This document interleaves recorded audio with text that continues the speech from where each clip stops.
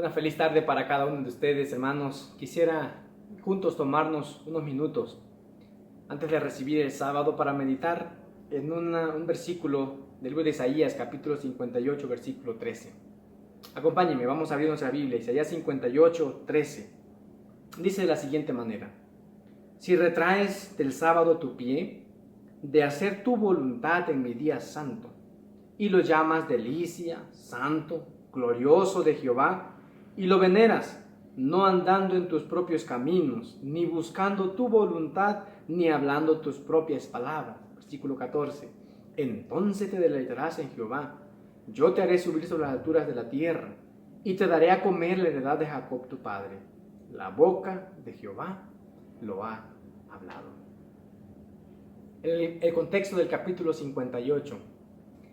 El profeta Isaías recibe un mensaje de Dios para restaurar, dice el versículo 12, serás llamado reparador de portillos, restaurador de viviendas en ruinas. Es el mismo mensaje que tenemos. Está relacionado el mensaje del sábado con el mensaje triple angélico, allí de Apocalipsis capítulo 14. Somos bendecidos, pero al mismo tiempo somos responsables cuando el sábado llega. Por eso es que el profeta dice: si retraes del sábado tu pie, de hacer tu voluntad, no andando en tus propios caminos, ni buscando tu voluntad, ni hablando tus propias palabras. El sábado es un día especial, es el día escogido por Dios, es el sello de Dios. Y por el sábado, conociendo lo que la Biblia enseña, será el rasgo distintivo del verdadero pueblo de Dios en esta tierra. Que al llegar este sábado podamos hacer la voluntad de Dios, no hablar nuestras propias palabras, no hacer nuestra propia voluntad, sino hacer lo que Dios desea que nosotros hagamos. Que Dios bendiga tu vida, la vida de tu familia, y que en este sábado, las 24 horas, solamente nos enfoquemos en hacer la voluntad de nuestro Dios. Vamos a cantar el himno número 541, y después de entonar este canto, habremos de orar para recibir las horas sagradas de este sábado. Cantemos con alegría.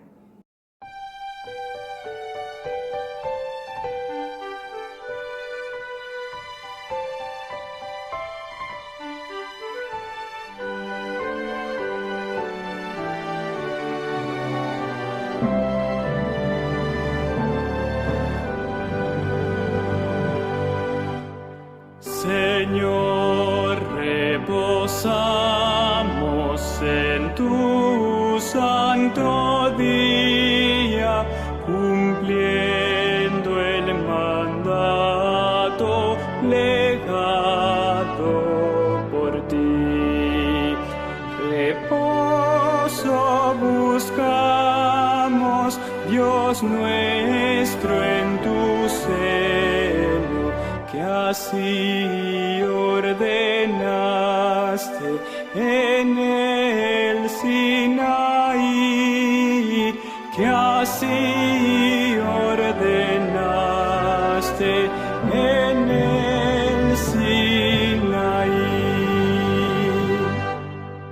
Tus hijos se acercan, oh Dios, a tu trono, en santa, ferviente, sincera oración, pidiendo te escuches su humilde plegaria, y gocen por siempre de tu protección, y gocen por siempre de tu protección. Alienta a tus hijos que obtengan victoria, que puedan fielmente tus leyes cumplir. Y cuando vinieres, Señor, en tu gloria, que puedan por siempre contigo vivir, que puedan por siempre contigo vivir. Vamos a doblar nuestras rodillas con reverencia para recibir el día santo de nuestro Dios. Oramos.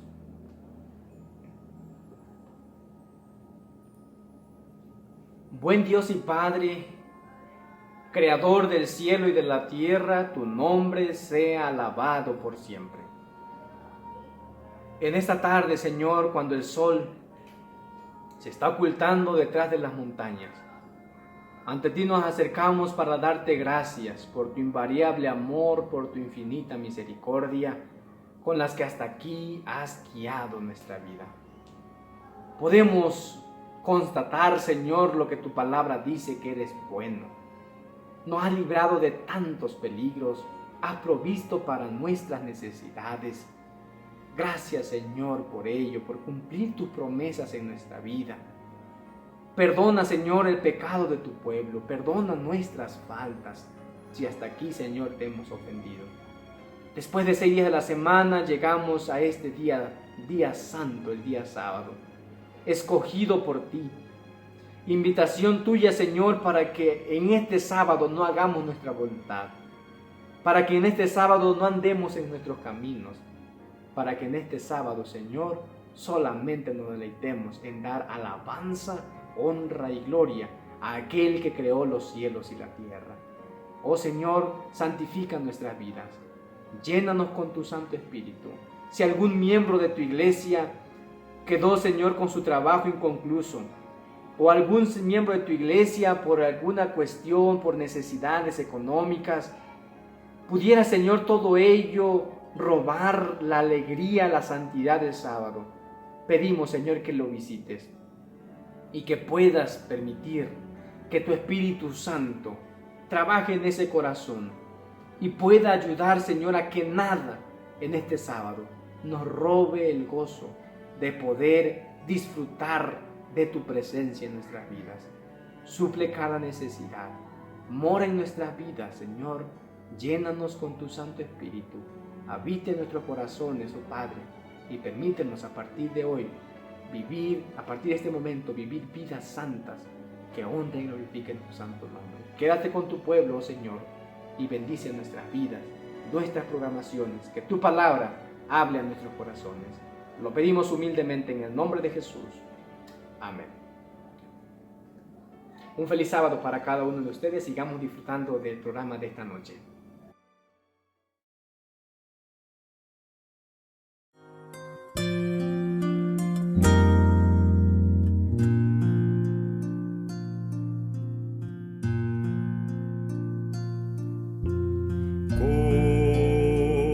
¿Cómo agradecer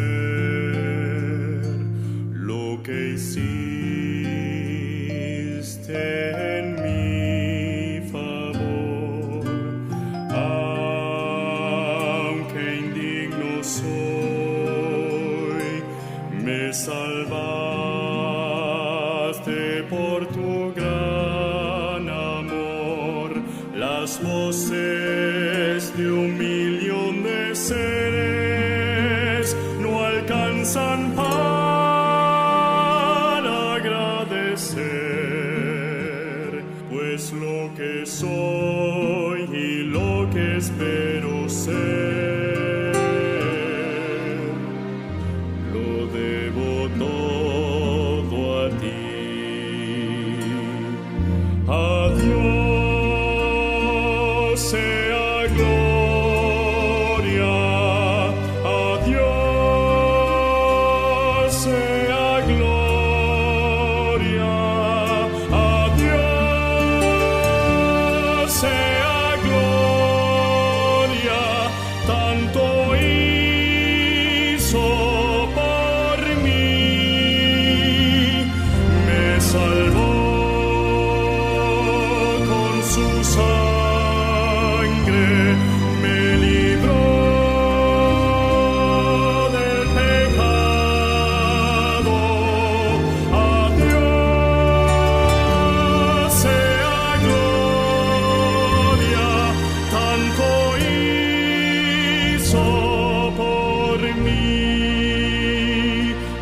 quiero vivir, Señor,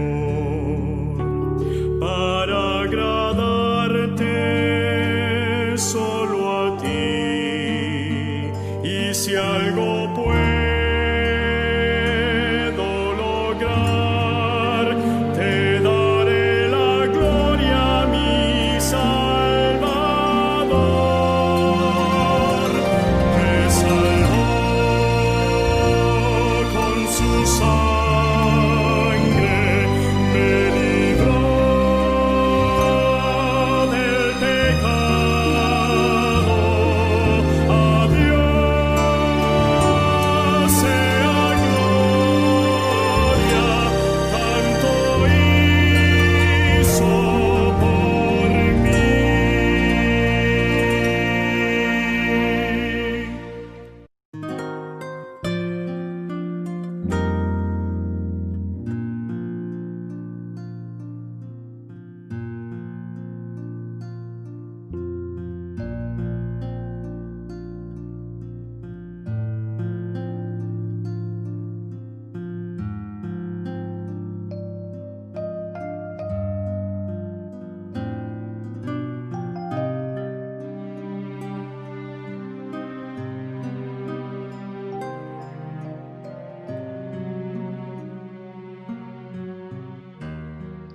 Un feliz sábado para cada uno de ustedes, hermanas, hermanos, amigos que ya nos siguen en esta transmisión. Dios ha sido bueno al permitirnos pasar la semana, llegar a este maravilloso sábado. Y qué mejor forma de iniciarlo que estudiando su palabra. Estamos con la continuación del estudio de nuestro libro, La Iglesia, las Finanzas y la Misión. Agradecemos a Dios que nos ha permitido ya con esta noche lección 9, que lleva como título Orden y Excelencia a través del sistema contable. Vamos a iniciar nuestro conversatorio esta noche y vamos a hacer buscando y pidiendo la dirección de nuestro Dios. Así que quiero invitarlos para que unamos nuestros rostros y vayamos a Dios en oración. Querido Padre, gracias por este sábado. Queremos deleitarnos en la adoración y en este momento lo haremos a través del estudio de tu palabra. Danos sabiduría, Señor, de tu Espíritu Santo, que nuestras palabras no sean de seres humanos, sino que sean palabras dirigidas por tu Espíritu Santo, que alienten, fortalezcan a tu iglesia. Señor, en este momento bendice a nuestras hermanas también en las respuestas, preguntas, y permítenos, Señor, que tengamos humildad para cada día nuestras faltas y poner en práctica, Señor, esos principios que palabras establecen para brindar la mejor adoración. Humildemente lo pedimos en el nombre de Jesús. Amén. Amén. Muy bien. Hace 8 días, haciendo un poquito de recuento, estuvimos hablando del papel del mayordomo. Hicimos un poquito de historia. Hablamos de qué era un mayordomo en los tiempos bíblicos y qué es un mayordomo en la actualidad siguiente. Y hablamos también de algo muy importante que en los tiempos bíblicos, cuando un amo ponía en manos de una persona todos sus bienes, hablamos de una palabra que se necesitaba mucho y era la confianza. Y hablamos de ello. Hoy, como dije hace un momento, hablaremos del mismo contexto de mayordomía, pero hoy hablaremos de orden y excelencia a través del sistema contable. Así que, de igual manera, esta noche tenemos a nuestras hermanas directoras del departamento del Ministerio de Mayordomía de la Iglesia de Monumento, nuestra hermana Marielena Arellano. Muchas gracias, hermana, por acompañarnos en nuestro conversatorio en esta noche. Gracias, pastor. Es un privilegio siempre estar haciendo la obra del Dios, de nuestro Dios. Amén. De igual manera tenemos a la hermana Consuelo de la iglesia de Monumento. Hermana, gracias y bienvenida a nuestro conversatorio. Gracias, pastor. Buenas noches, ya tardes a todos los hermanos. Y aquí estamos, ¿verdad? En estas lecciones que nos han dejado pues grandes enseñanzas, ¿verdad? Sin duda alguna que han sido de bendición para cada uno de los oyentes. Y bueno, hemos aprendido quizá algunas cosas, otras posiblemente solamente recordado, pero lo más importante no es, Pablo lo dijo, no solamente oidores, sino hacedores, que podamos poner los principios estudiados cada viernes durante estas nueve noches de viernes. Vamos a iniciar nuestro estudio de esta noche y quisiera introducirme con una parte que el material que estamos estudiando nos habla. Específicamente nuestro material sitúa nuestra razón de ser en el Apocalipsis capítulo 14, versículo del 7 hasta el versículo 11, en aquello que nosotros muy bien conocemos como el mensaje evangélico. La razón de ser de nosotros como iglesia es la misión. Entonces, en el contexto de la misión, hay muchas otras cosas que se necesitan, como hemos visto en lecciones anteriores. Creo que fue, si no me equivoco, en la lección número 2, que hablábamos de dos cosas muy importantes que se requieren en el cumplimiento de la misión.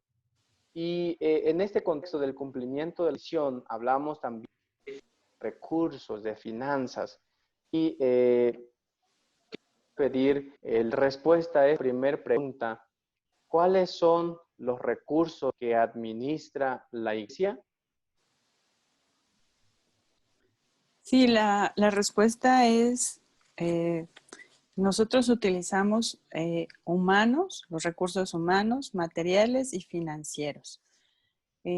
Porque en la iglesia pues obviamente no se cuenta nada más con el aspecto económico o material, sino pues el recurso principal, como ya lo hemos venido diciendo desde antes, es el miembro de la iglesia. Entonces por eso también decimos que es el recurso humano. ¿Y por qué? Pues porque aquí en el folleto dice, ¿no? Porque el desarrollo de estrategias y herramientas para alcanzar el éxito tanto en los procesos como en los programas que realiza tiene la finalidad de obtener resultados favorables que optimicen los recursos que nos permitirán cumplir con la gran comisión. Entonces necesitamos de personas, eso no nos queda duda, ¿no? Pero también necesitamos, pues obviamente, de los recursos materiales y financieros. Muy bien, muchas gracias, hermana Consuelo. Muy bien respondida la pregunta, y que no solamente es cuestión económica, sino también de personas. Ahora, de la lección de esta noche, también de mayordomía como una filosofía. Hermana María, ¿para qué nos sirve esta parte de la mayordomía como una? Me llamó mucho la atención, primeramente, pastor, el título de esta lección número 9. Orden y excelencia. Y a medida que vayamos desarrollando la lección, nos vamos a dar cuenta por qué es orden y por qué es excelencia. Eso fue lo primero que me llamó la atención. En relación a la pregunta de ahorita, bueno, lo que me está usted preguntando, la mayordomía como una filosofía y para qué sirve. Primeramente, debemos de tomar en cuenta que el enfoque que nosotros debemos darle a la filosofía cristiana es el asunto del señorío de Cristo. De ver que en la Biblia habla acerca de la administración bíblica. Y bueno, la filosofía cristiana es caminar en sociedad con Dios y y actuar como su agente para manejar sus asuntos aquí en la tierra. Esta filosofía o aceptar a Cristo como nuestro Señor, debemos recordar que para que nosotros mantengamos eso en vista, es, número uno, que Dios es el creador, Dios es nuestro creador, que Dios es nuestro proveedor, que Dios es soberano, que Dios es nuestro salvador y que Dios es un ser personal. Ese es el estilo de vida cristiano en relación a la mayordomía cristiana. Entonces, ese estilo de vida nos va a ayudar para que nosotros tengamos una perspectiva bíblica correcta en relación a las finanzas en la iglesia. Correcto. Muy bien, muchas gracias. Entonces, la mayordomía debe ser un estilo de vida. Hermana Consuelo, ¿en qué debe enfocarse la mayordomía para que sea un ministerio integral? Sí, pues como mencionaba anteriormente, el recurso importante de la iglesia pues es el ser humano. Y nos dice que hacer discípulos, en este caso, pues es lo que se debe de enfocar la mayordomía, no en recaudar dinero. Porque el principio es ese, o sea, enseñarles, demostrarles a través de la Biblia qué es y por qué debe de ser así. Un discípulo es aquel que sigue a su maestro y en todo caso, pues en a Cristo Jesús, ¿no? Entonces, a través de la Biblia vamos a entender que Jesús nos mostró su mayordomía de muchas maneras, pues, creando en los hermanos esta responsabilidad, este conocimiento, pero sobre todo esta relación con Él, podemos tener pues ya más sencillo el que la persona entienda por qué tiene que dar su diezmo o sus ofrendas. Entonces, enfocarnos en crear discípulos y no en recaudar dinero, ¿verdad? Uh-huh. Sí, esta parte es muy importante y llama atención ahora en el estudio. Y precisamente creo que necesitamos entender la parte del discipulado, porque la mayordomía comienza con el discipulado, no tiene que ver con ese mal concepto que a veces se tiene con respecto a la mayordomía, que es el recaudar fondos, únicamente estar pensando en finanzas, sino la mayordomía, y me encantó esta frase que vimos durante este estudio, dice que la mayordomía debe enfocarse en ser discípulos, no en recaudar dinero, y tiene que ser un ministerio integral con un enfoque amplio. Cuando se discipula a las personas, ellos entenderán lo que la Biblia enseña con respecto a las ordenanzas, con respecto a principios establecidos en su palabra. Muy importante esta parte. Ahí mismo esa línea de pensamiento de la mayordomía como un ministerio integral. Para que sea eficaz, hermana Marielena, la mayordomía, ¿en qué debe basar y sobre qué debe construirse? Bueno, si comprendemos el enfoque financiero también de la mayordomía, vamos a entender también que en la vida cotidiana también hay asuntos financieros. El Señor Jesús muchas veces en sus parábolas mencionó las posesiones terrenales, mencionó que que las posesiones estaban en competencia directa con Dios y que deberíamos elegir a quién servir. Entonces, aquí la pregunta, para ser eficaz la mayordomía, ¿en qué se debe basar y sobre qué debe construirse? Pues primero se debe de presentar un enfoque bíblico. En base a eso, debemos de reconocer que viene directamente de Dios y que está basado en el Evangelio también, y que debe construirse sobre el fundamento de la seguridad en Cristo. O sea, así como usted mencionó al inicio, en la introducción, que la Iglesia Adventista, el mensaje de los tres ángeles, es un mandato, es una misión para nosotros. No debemos de perder de vista que Dios instituyó el asunto de las finanzas o del diezmo o de las ofrendas con el propósito de dar a conocer el Evangelio. Entonces, debemos presentar el asunto eficazmente de la mayordomía en el enfoque bíblico. Número uno, basado en el Evangelio y que debe construirse sobre el fundamento que es Cristo Jesús. Si tenemos nosotros una relación con Jesús, vamos a estar adentrados en las cosas que realmente, pues, debemos de saber que no nada más en esta tierra tenemos todo, sino que hay algo mejor para nosotros y mirar hacia las alturas, mirar más allá de lo que tenemos en nuestro alrededor. Entonces, pues basado en las escrituras es como puede ser eficaz esto. Muy bien. Hay algo que es muy notable en todos los estudios que hemos tenido y valdría la pena quizá crear esta frase, y es que el evangelismo y la mayoría van muy unidas de la mano. Es decir, el cumplimiento de la requiere de mayordomía, de recursos. Y creo que viene bien allí en esta parte de su respuesta. En los principios bíblicos unidos también en este punto de cumplimiento de la misión específicamente en cuestión de recursos.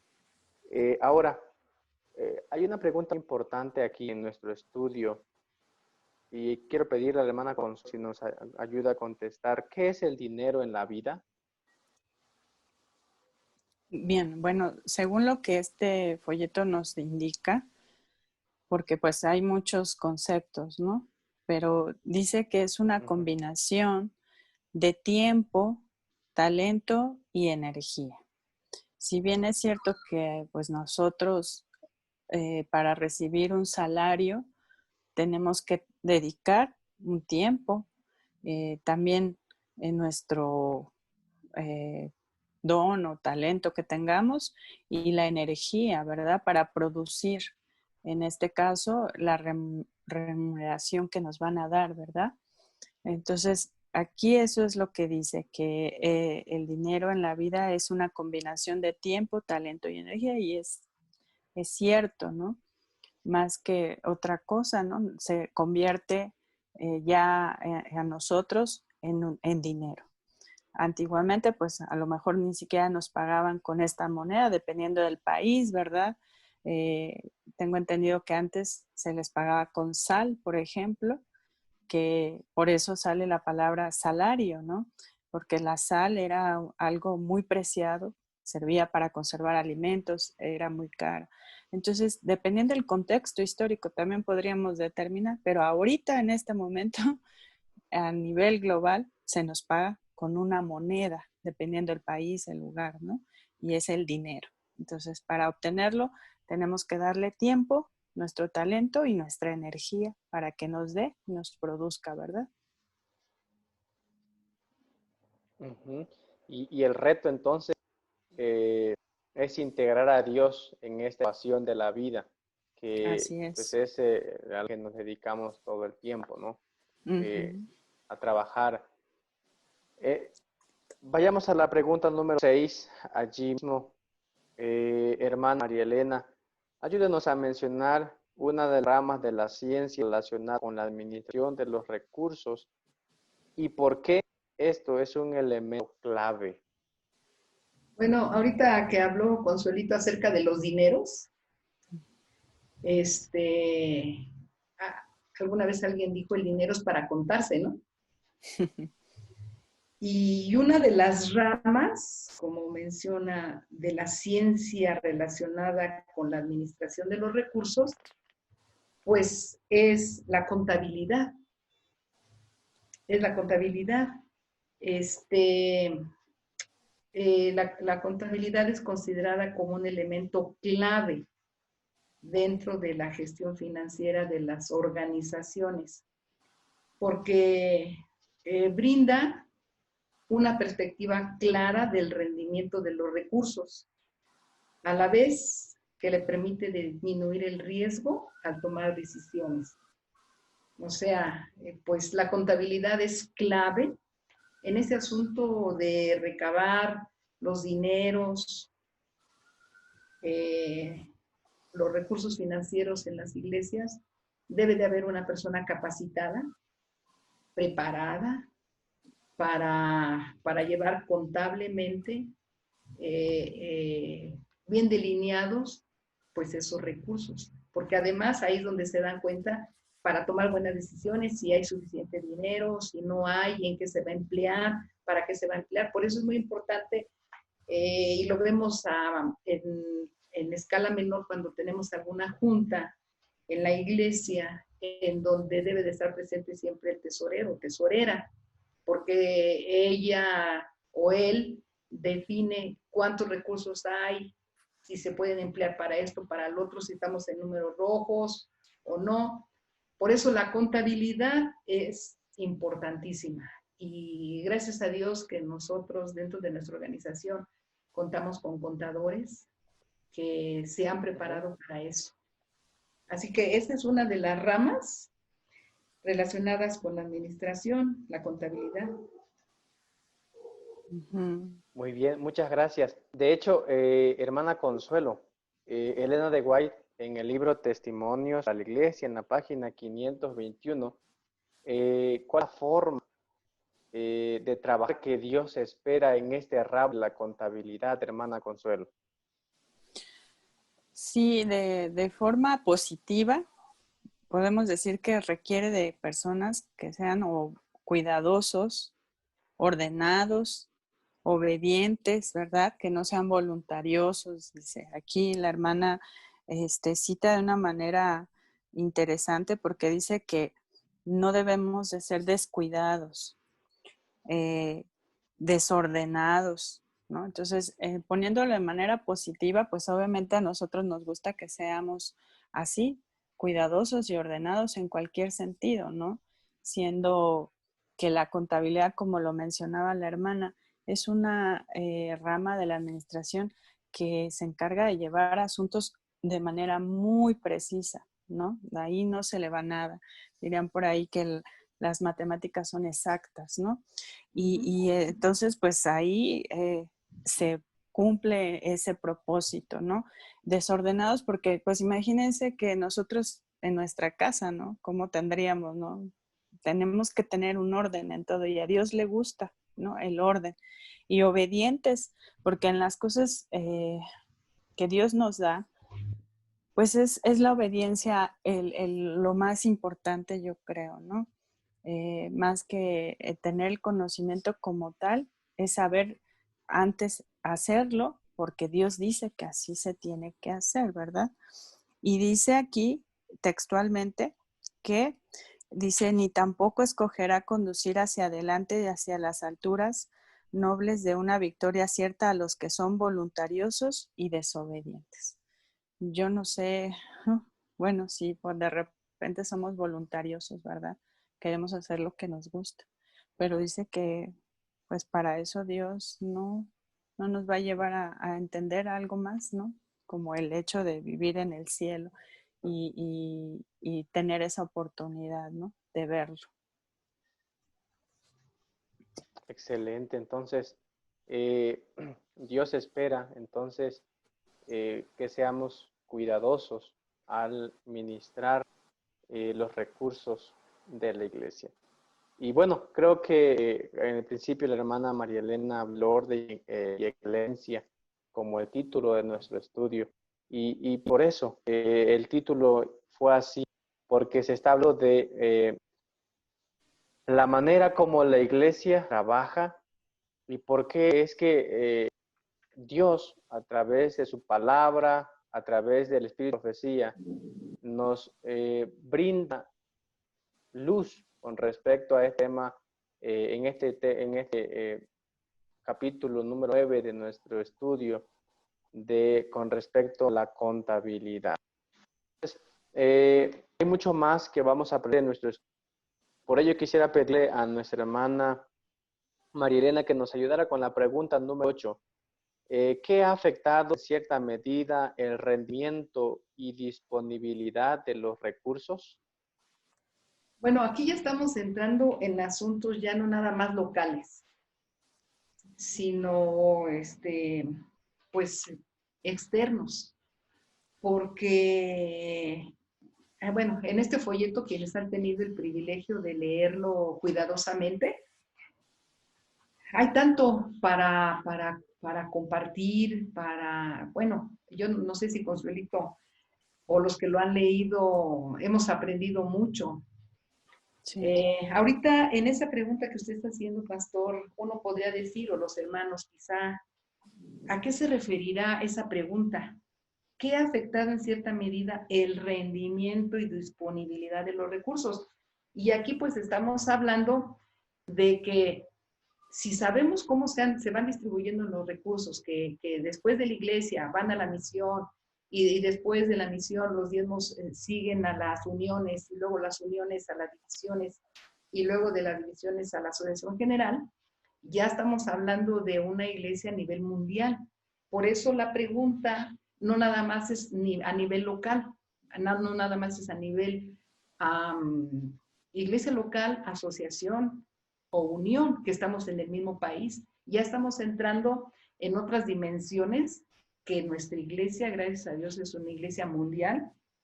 Y entonces, a veces esos recursos no pueden ser disponibles, no pueden ser, como dice aquí, tener disponibilidad de ellos o el rendimiento de esos recursos debido a que ya salen de nuestro país y entonces hay varias cosas que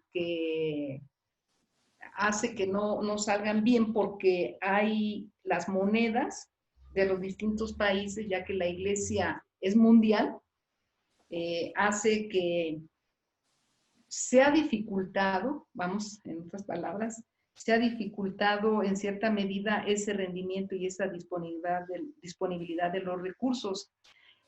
Y según nuestro folleto dice que los expertos en economía la han llamado la guerra de las divisas, la cual nos comentan aquí que desde el 2010 ha venido repercutiendo. Y aunado a esa realidad, la acompañan las regulaciones de bancos y países en las transferencias de fondos entre naciones. Los flujos monetarios internacionales están cuidadosamente controlados. Varios países aplican controles de transferencia de activos y como consecuencia la Iglesia ha de estudiar nuevas estrategias legales. Hago comentario de esto porque después usted va a hacer otra pregunta en relación a qué es lo que se está haciendo para manejar estos recursos a nivel mundial. Entonces, nos dice que como consecuencia las iglesias han de estudiar nuevas estrategias legales que les permitan adoptar nuevas pautas para compartir los recursos internacionales, cumpliendo, por supuesto, con las regulaciones de cada país. Que son siempre diferentes en cada nación. Entonces, aquí vemos que gracias a Dios somos una iglesia mundial, pero que sí tenemos grandes desafíos, porque si a veces se necesita dinero, por ejemplo, sabemos que cierta parte de nuestras ofrendas, y lo leemos en los misioneros, que ahora la ofrenda va a ir destinada para tal unión. Entonces ya estamos hablando fuera de nuestro territorio, a veces hasta de nuestro continente. ¿Cómo hacer llegar ese dinero a esos lugares? Esos son los asuntos y son los desafíos que como iglesia se ha puesto a pensar cómo le vamos a hacer para que esos recursos lleguen hacia los lugares destinados. Por eso es el asunto de, como dice aquí, la guerra de las divisas, los países tienen problemas, cómo los van a enfrentar, etcétera. Y sobre todo me gustó la parte donde dice que la iglesia lo tiene que hacer, tiene que buscar estrategias legales. Nada se hace por debajo del agua, estrategias legales. Sí, creo que es muy importante esto. Gracias, hermano, y por la explicación en esta pregunta. Sin duda que a veces como miembros de iglesia ignoramos todo lo que ocurre, pues a veces centrados únicamente en nuestra iglesia, en nuestra asociación, pero esta parte es muy importante porque vemos lo que ocurre también a nivel iglesia mundial. Y creo que vamos a estar algunas preguntas con respecto a este tópico que estamos hablando. Muy bien, allí en esa misma línea de idea que venía en un momento, hermana Consuelo, ¿qué debería promoverse actualmente en todas las instituciones denominacionales?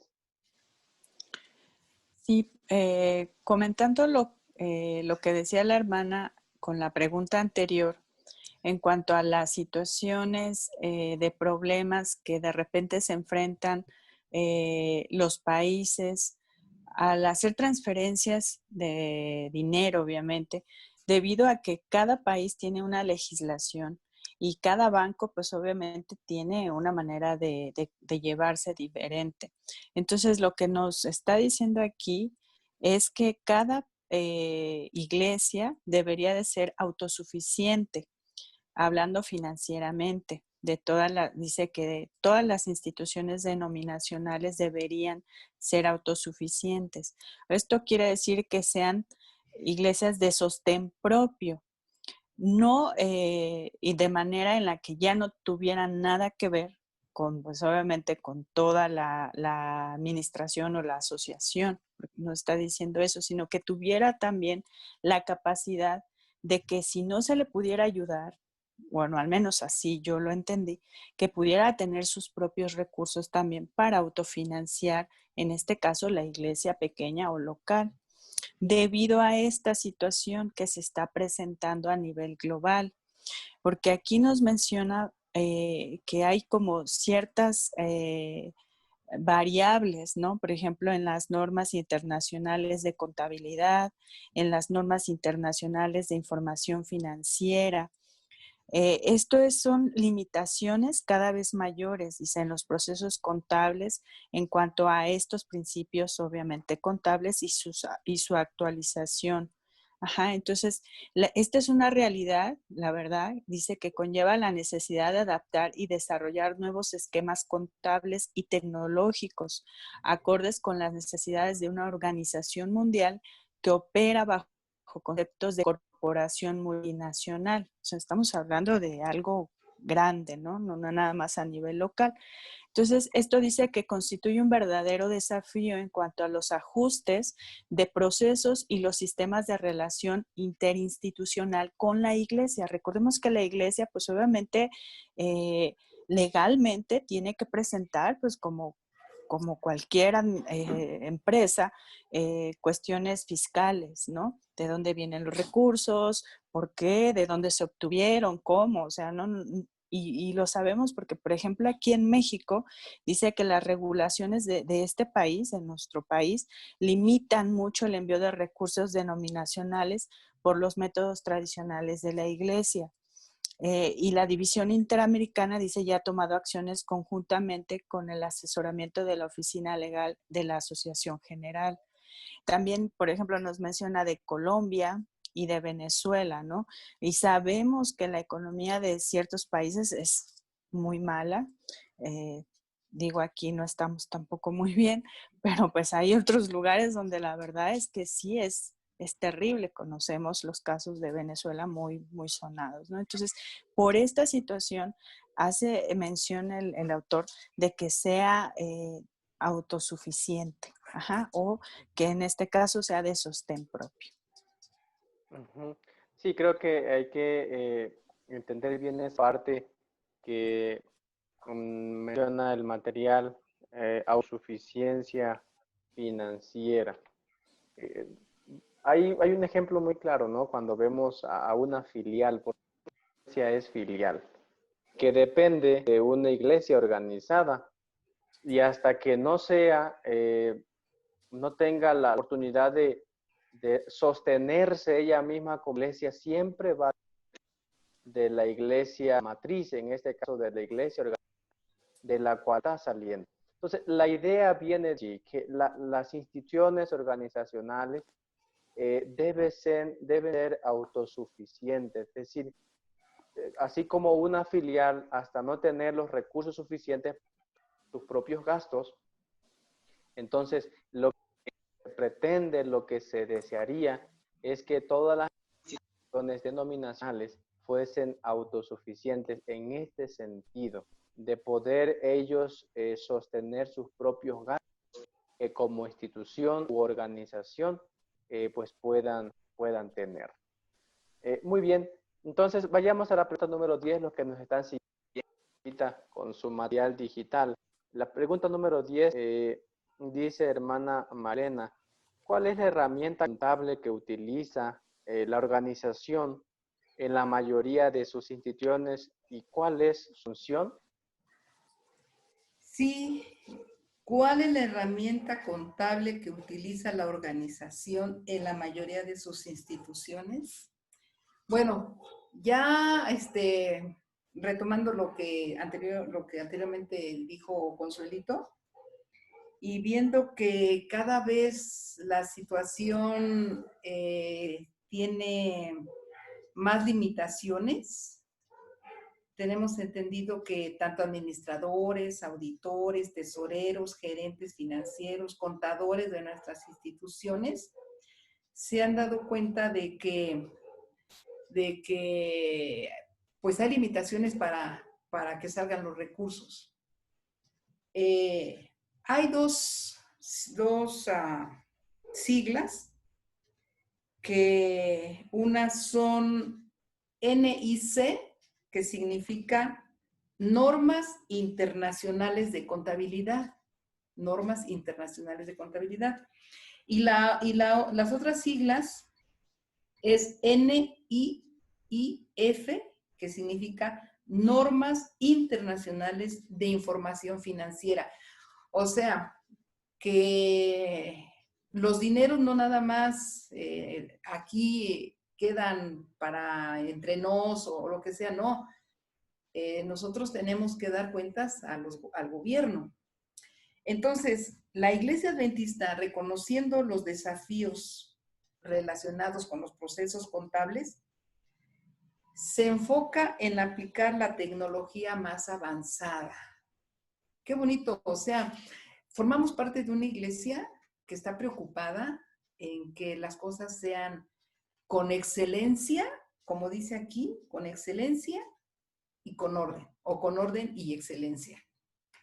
Y entonces, para esto, el compromiso de la organización en hacer uso de un mismo software que se le llama el Zoom Plus, así como se escribe, o SAM Plus, si pueda otra pronunciación, pero el Zoom Plus es la herramienta contable que está utilizando la organización actualmente en la mayoría de sus instituciones. ¿Qué es ese Zoom Plus? Esa herramienta cuya función fundamental es facilitar el procesamiento electrónico de los conceptos, los procedimientos y principios de contabilidad estipulados en el Manual de Contabilidad de la Iglesia Adventista del Séptimo Día.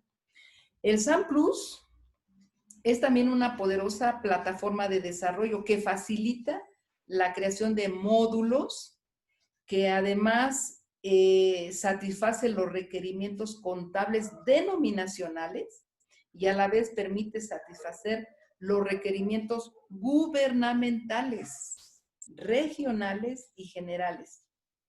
Qué bueno que nuestra iglesia no es cualquier iglesia, es la iglesia de Dios. Yo creo que muchas denominaciones, perdón, no quiero hacer menos a nadie, a ninguna denominación, pero quizás se queden cortos en esto. Porque aquí vemos que esta herramienta de este sistema de Samplus tiene también la flexibilidad de que se traduce en ahorro de recursos humanos y financieros, pues este sistema, el Samplus, pone a nuestra disposición herramientas de fácil uso que están al alcance de un personal que no necesariamente tiene un conocimiento profundo de la informática, pero que tiene la capacidad de crear las rutinas y los informes que les exige su trabajo. Tanto que decir, a través de Samplus se ha creado una cultura estandarizada para el manejo de las finanzas, especialmente en el territorio de la División Interamericana.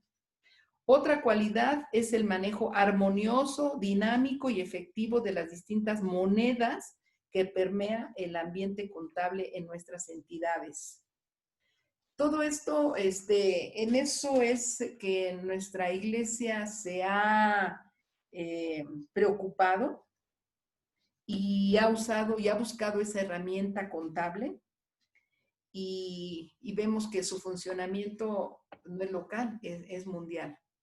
Entonces, pues agradecidos estamos por tener esa disposición de nuestros dirigentes, porque no nada más satisface las demandas denominacionales, sino también las gubernamentales. Sí, muy bien, hermana, y en esta parte, importante que como iglesia conozcamos no solamente la parte eclesiástica, cómo se maneja los recursos, sino bien de forma legal, cuál es todo el proceso por el que nuestra administración tiene que hacer gestiones legales, gubernamentales. Vayamos a la parte final, allí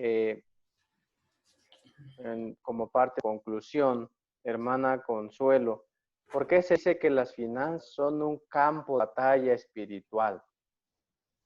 Sí, pastor, porque el dinero tiene tanta importancia para nuestro sentido de posición, poder y control. Dice, esta batalla tiene lugar en el mundo, en el lugar de trabajo, en el hogar y en la iglesia, la cual dice no escapa de las complejidades y criterios de la sociedad actual. Es una batalla espiritual, un campo de batalla que se da en todos los ámbitos, como lo menciona el autor del folleto, en el sentido de la posición, ¿verdad? El dinero nos da cierta posición, cierto estatus, cierta forma de vida y también poder, ¿verdad? Y pues lo sabemos, la gente que llega a tener o a amasar grandes fortunas tiene cierto poder también a nivel mundial. Y control, porque eso también nos da el control, ¿no? Porque dicen por ahí que también con dinero pues se mueven muchas cosas. Entonces es esa batalla que se da entre lo que pues queremos como quitarle a Dios o restarle a Dios el control de nuestra vida, ¿no? Nosotros lo tomamos, o sea, y creemos que por lo que tenemos podemos hacerlo, cuando en realidad lo que tenemos es por lo que Él nos ha brindado. Si así lo viéramos y fuéramos así sensibles, pues sería otra cosa, ¿no? Porque el problema no es que tengamos el dinero, el problema es que a Dios lo sacamos de ese momento en el que decimos, yo lo que tengo, lo tengo por mi esfuerzo, por mi inteligencia, por mi trabajo y dedicación, cuando en realidad, pues todo lo que tenemos nos lo da Dios. Sí, se corre ese peligro. De hecho, fue Jesús mismo ahí en los evangelios, dos citas que me gustaría comentar. Jesús dijo que donde esté vuestro tesoro, allá. Y la intención de Jesús es que hagamos tesoros en el cielo, ¿no? Así es. Jesús, conociendo el corazón humano y el riesgo que implica pues el tener finanzas, el riesgo que a veces corremos los seres humanos cuando no entendemos, cuando no somos buenos mayordomos. Por eso es que las finanzas se han convertido desafortunadamente en un campo de batalla espiritual. Y hermana María Elena, ya para terminar nuestro conversatorio, ¿qué labor realiza el Espíritu Santo en las personas y qué nos responde hacer a nosotros? Sí, pastor. Coincidentemente, a Consuelito le tocó hablar todo acerca del dinero, y porque fue una parte clave en este asunto. A mí, pues también, coincidentemente, fue en asuntos qué es lo que hace la organización o cómo lo maneja, ¿no? Pero es interesante ver que el dinero juega un papel importante, porque todos utilizamos el dinero. Y me llamó la atención que dice aquí, el dinero y las bendiciones materiales son el asunto mencionado con mayor frecuencia en las escrituras. 2/3 o más de las parábolas de Jesús se refieren al dinero o a las posesiones materiales. Y más de 2.300 pasajes bíblicos se refieren al dinero o a las posesiones. En cambio, solo hay unos 500 versículos sobre la oración y menos de 500 sobre el tema de la fe. O sea, es muy contrastante esto. Pensando en esto y en la pregunta final que me acaba de hacer, ¿qué labor realiza el Espíritu Santo? Bueno, las Escrituras nos dicen que solo el Espíritu Santo puede influenciar el corazón de una persona en cuánto dar y en qué medida. Solamente el Espíritu Santo es el que va a tocar nuestro corazón para ponernos en armonía, si lo que vamos a dar lo damos de corazón y cuánto es lo que vamos a dar. Si damos poquito, pues poquito van a ser nuestras bendiciones. Pero el Espíritu Santo es el único que puede tocar nuestro corazón. Y a nosotros nos corresponde presentar la necesidad y conectar esa necesidad con la misión. Son dos cosas. Entonces, el Espíritu Santo es el agente que hace que nosotros como personas seamos desprendidos.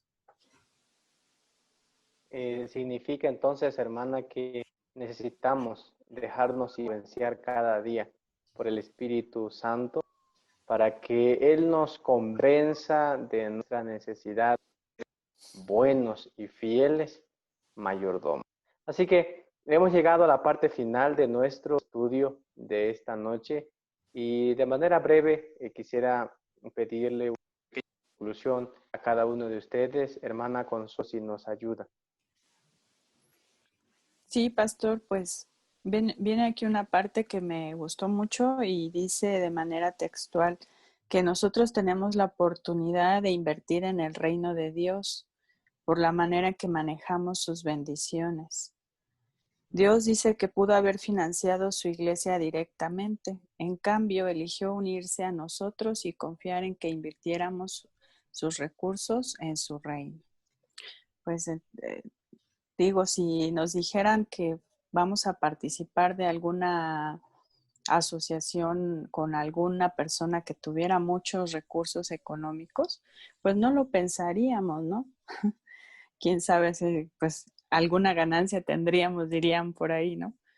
Y él que nos está diciendo que seamos socios es el dueño del mundo y del universo y de todo lo que hay y existe, ¿no? Entonces, si lo pensáramos de esa manera, pues yo creo que no dudaríamos, ¿verdad? De hacer una inversión que al final no lo necesita Dios. O sea, es que Dios no necesita nuestros recursos, pero a nosotros nos sirve el desprendernos de esos recursos porque nos hace ser desprendidos, serviciales y nos quita esa codicia y ese egoísmo, ¿no?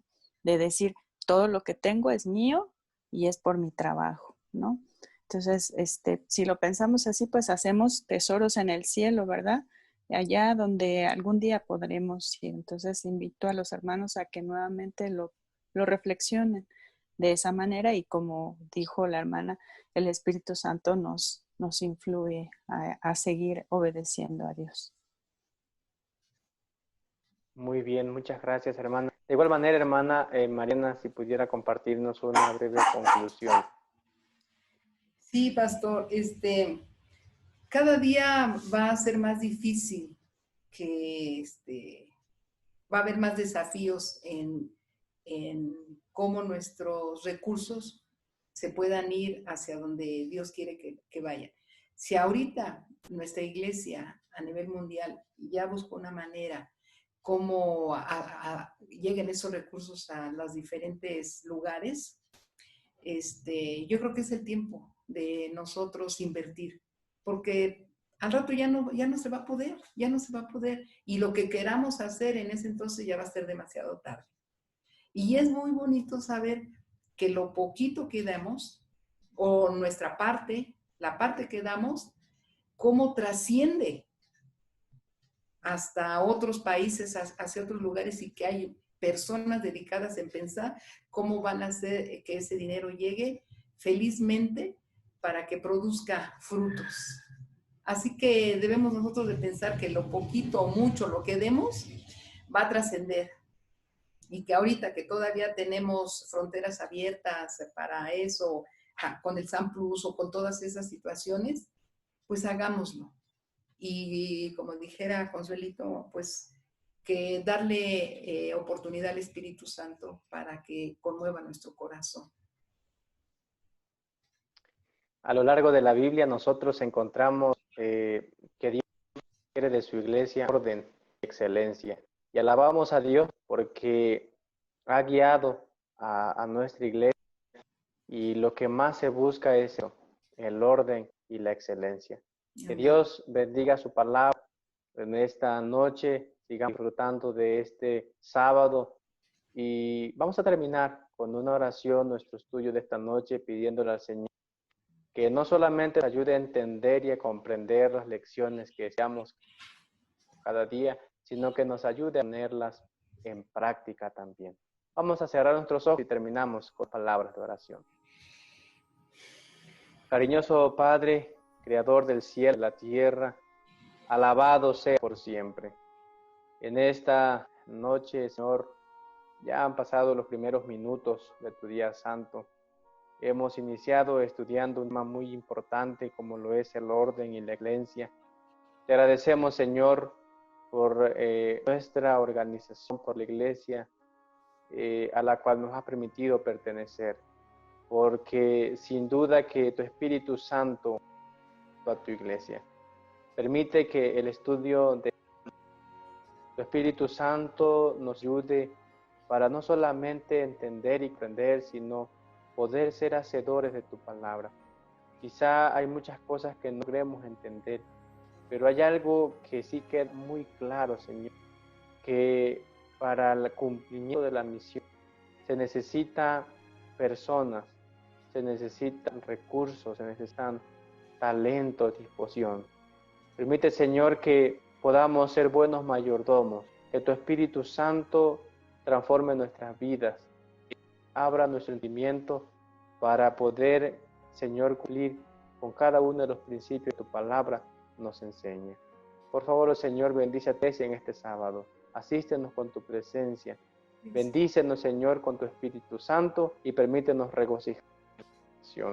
Gracias por nuestras hermanas que nos ayudan en este auditorio, por nuestro hermano en la grabación y edición por cada miembro de tu iglesia. En tus manos los ponemos. Queremos regocijarnos en amarte y en bendecir tu nombre. Humildemente lo pedimos en el nombre de Jesús. Amén. Amén.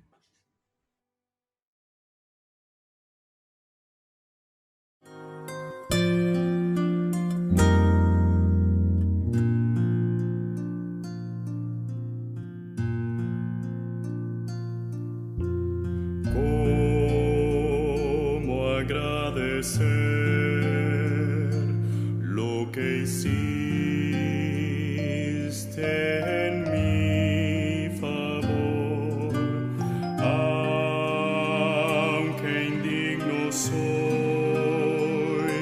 me salvaste por tu gran amor. Las voces de 1.000.000 de seres no alcanzan para agradecer, pues lo que soy y lo que espero ser, lo debo todo a ti. A Dios sea gloria, a Dios sea